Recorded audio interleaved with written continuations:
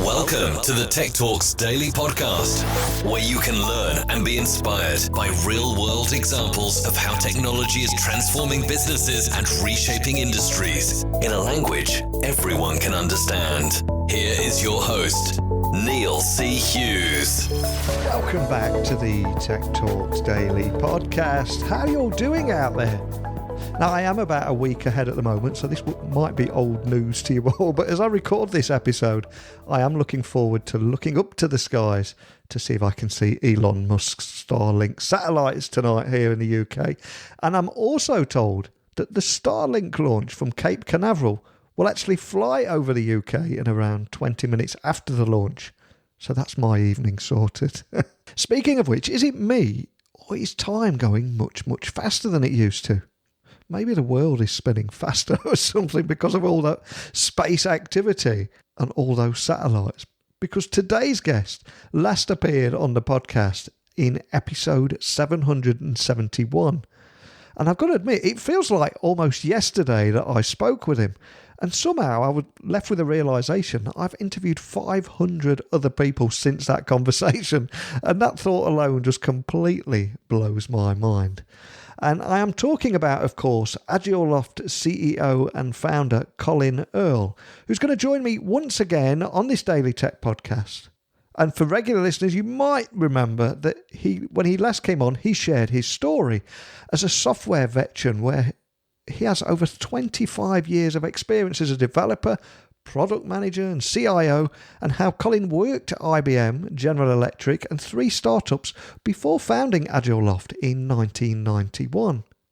And since then, Colin also won a Gold Stevie Award for Entrepreneur of the Year back in 2018 at the American Business Awards.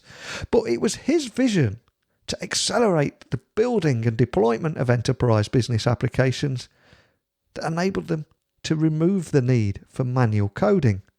And under his leadership, Agiloft had achieved that goal, creating a market segment for agile business software.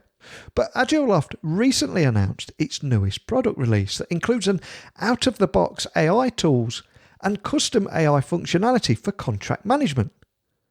So he's coming back on the podcast today to talk about how this technology gives customers the ability to create completely custom AI capabilities, all on its no-code platform, to drive efficiency, visibility and security in the commercial processes. And I'm also hoping he's going to discuss the open AI engine for advanced contract management automation. But if you would like to learn more about this technology and how Agiloft is the only no-code contract management platform today that provides open AI capabilities, you're in for a treat. But enough for me rambling on.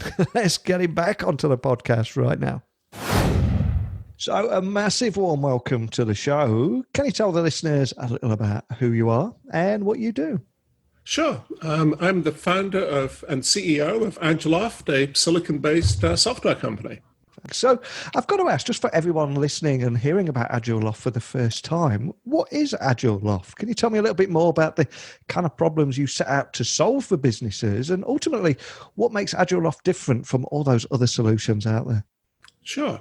We focus on providing contract lifecycle management, or CLM software. It's software that helps companies create, negotiate, manage, and execute contracts, automate renewals, spot risks in their contract portfolio, and ensure regulatory compliance. And there are really 3 things that make us different. First, according to the Gartner Critical Capabilities for CLM report, we're the top-rated CLM product in all categories. Number 1 in procurement, sales, legal, and enterprise. And nobody else even manages to come second consistently. Second, Agiloft includes a full no-code platform.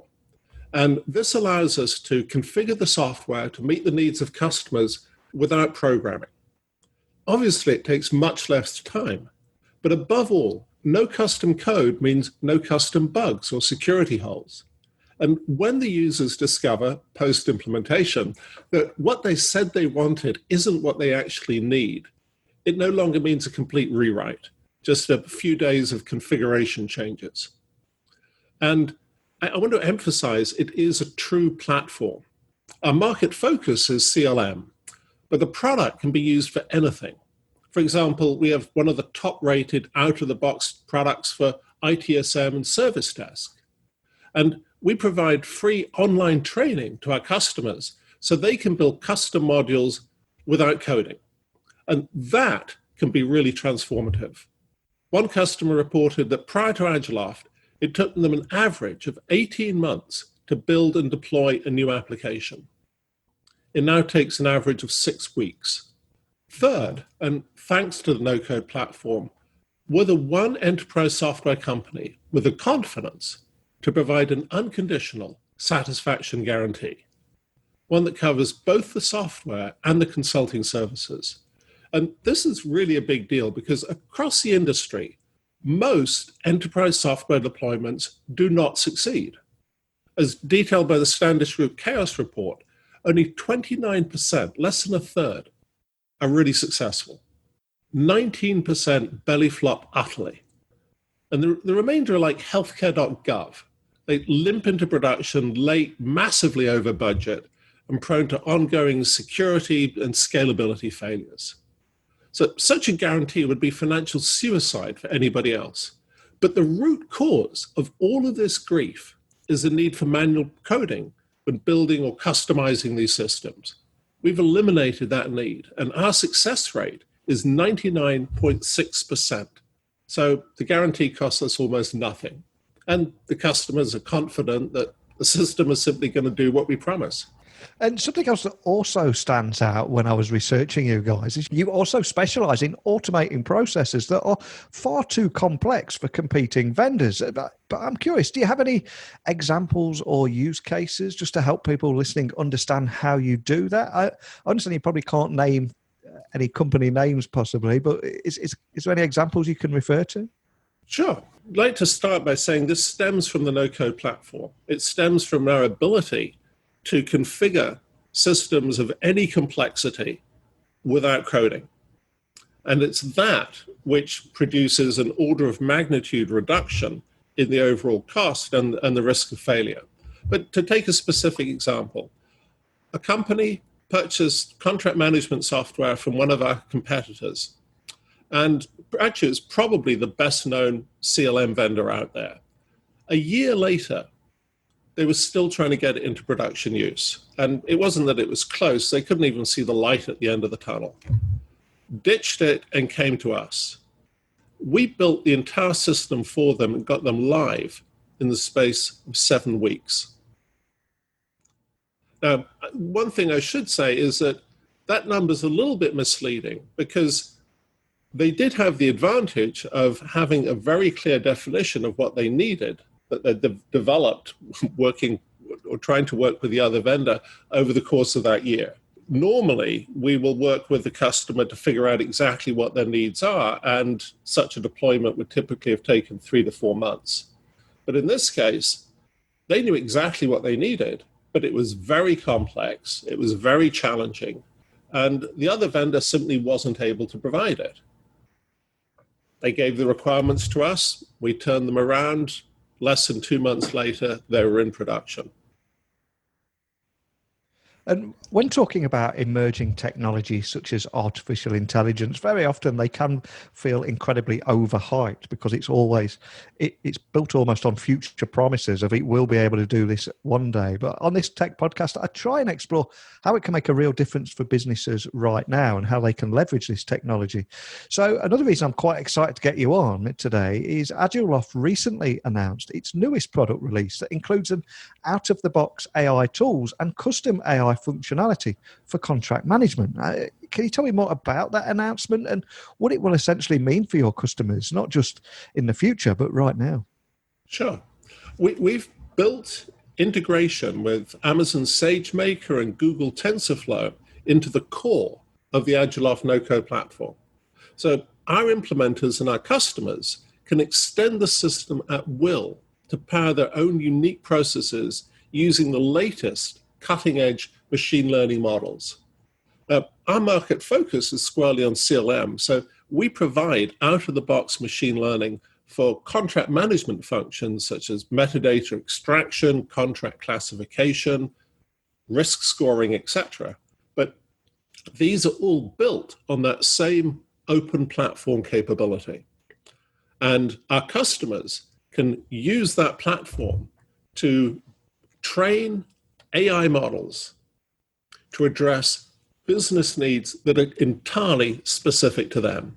Or, of course, we can do it for them through implementation services. Another question I feel I've got to ask is there really just seems to be a trend of using no-code platforms at the moment right across the landscape. Is that something you've seen, and how do you think it will continue to evolve over the years? Oh, yeah. I mean, we've seen a huge rise in demand.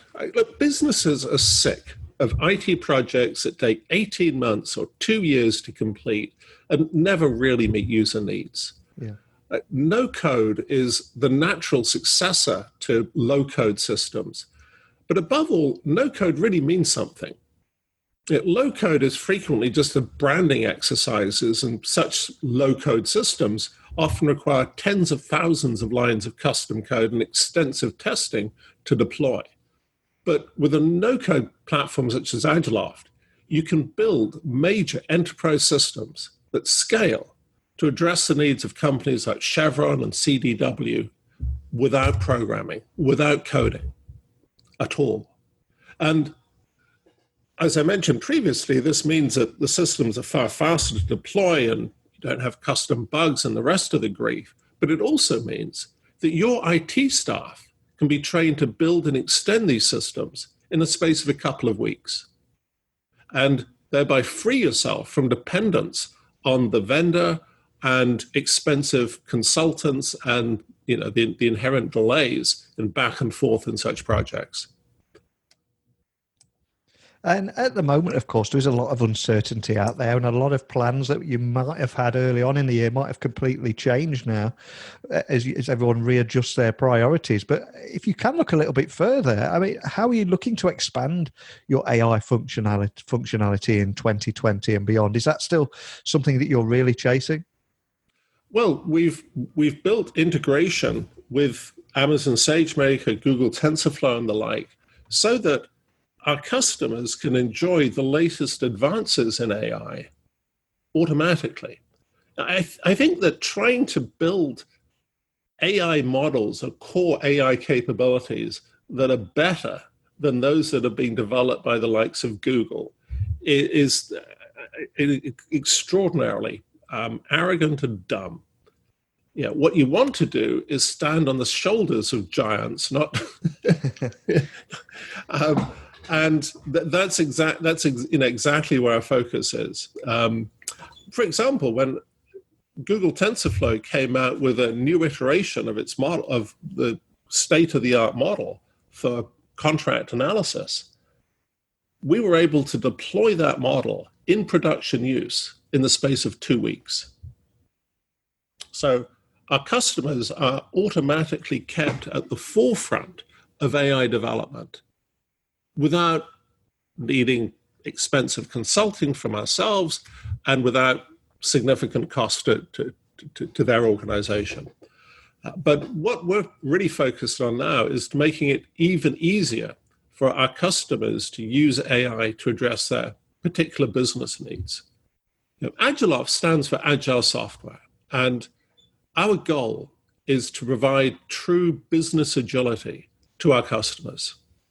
And by empowering them to build and extend these systems without expensive implementation help, without programming, we help them achieve that business agility. We empower them and their IT staff to be an order of magnitude more productive and to respond to business needs that much more rapidly.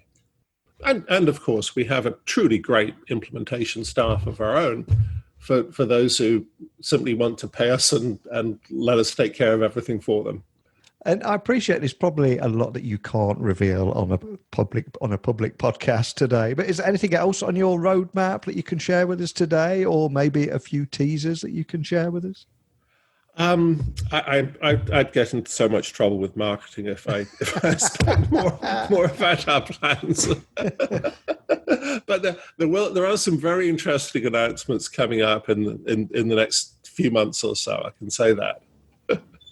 Excellent. And we are living in a period of uncertainty at the moment, surrounded by rolling 24-hour news channels. But I'd love to end on a more positive note. So what makes you optimistic about the future? Well, I think the COVID crisis has forced the world and hopefully forced our politicians to take a hard look at reality and recognize that we do not rule this planet. We live within this planet. And COVID has no interest in politics or racial divides or gender divides. It attacks everybody equally. And we have to have policies. And the citizenry, at least, is beginning to recognize that we need policies that simply address reality, that treat the world as it is rather than through a political lens. And I'm hopeful that this realization will apply to the other great challenges that humanity faces, such as global warming. It's certainly been a time when people have come together and helped, assisted one another where they could. And recognize how they depend on one another and how dependent we all are on the ecosystem. And I'd have to say that while it's been truly brutal, it could have been much worse. COVID has a fatality rate of about 0.5, 0.6%. This has been a wake-up call for humanity. If it had had a fatality rate comparable to that of SARS or Ebola, it could have been much, much, much worse. So, as happened for those nations that did suffer from SARS and were therefore much better prepared to deal with COVID when it came, the likes of Taiwan, for example, my hope is that, and my belief is that this will be a similar wake-up call for the rest of us, and will be that much more better prepared for the next challenge when it comes. That's a perfect moment to end on, I think. But before I do let you rush off, could I just ask that you remind everyone listening of where they can find Agiloft online, and also contact your team if they do want to continue the conversation we started today? Absolutely. Thank you so much for that. Yes, Agiloft, Agiloft, or for those of you in the military, Alpha Golf, India, Lima, Oscar, Foxtrot, Tango, agiloft.com. And we look forward to hearing from you. Excellent. Well, I'll add all those links to the blog post that will accompany this episode. It's been great talking to you again. I'm not sure if you can remember this, but we actually spoke a few years ago. I think it was 500 episodes again. So it's been fantastic to get you back on. but let's not leave it 500 episodes till we speak again. I'd love to get you on a little bit sooner. But more than anything, just a big thank you for coming back on today. I really appreciate it, Colin. Neil, thank you so much. I really appreciate it. It's been a pleasure being here. So a big thank you to Colin Earl for taking the time to come back on this podcast today. And I can't believe 500 episodes have passed since we last spoke. So thanks, Colin, if you are tuning in to listen to the interview, for sharing how Agiloft can discuss the open AI engine for advanced contract management automation, and not in the future. All that's available right now. And I think this technology, I think AI is often accused of being overhyped or built on future promises. But the fact that we're starting to see real opportunities here right now, that is incredibly exciting. And also the fact there that Agiloft is the only no-code contract management platform that provides open AI capabilities. That is a pretty cool USP, isn't it? But if I've missed anything, and if you would like to talk about no-code solutions, artificial intelligence, your experiences, or anything at all, remember, this show is not a monologue from me or the guest. It's a chance for all of us to share ideas, and I want to hear yours. So please, email me, techblogwriter@outlook.com. You can get me on my website, techblogwriter.co.uk. And you can follow me on LinkedIn, Twitter, Instagram. Look for @NeilC Hughes. But don't just follow me. Send in a little note with it as well so I know who you are. But here in the UK, it's time for me to dash off and look up to the skies to see Elon Musk's Starlink satellites in the distance and see if that Starlink launcher from Cape Canaveral really will be visible from the UK too. Wish me luck on this little adventure, and I'll report back tomorrow. But a big thank you for listening, and until next time, don't be a stranger. Thank you for listening to the Tech Talks Daily Podcast with Neil C. Hughes. Remember, technology works best when it brings people together.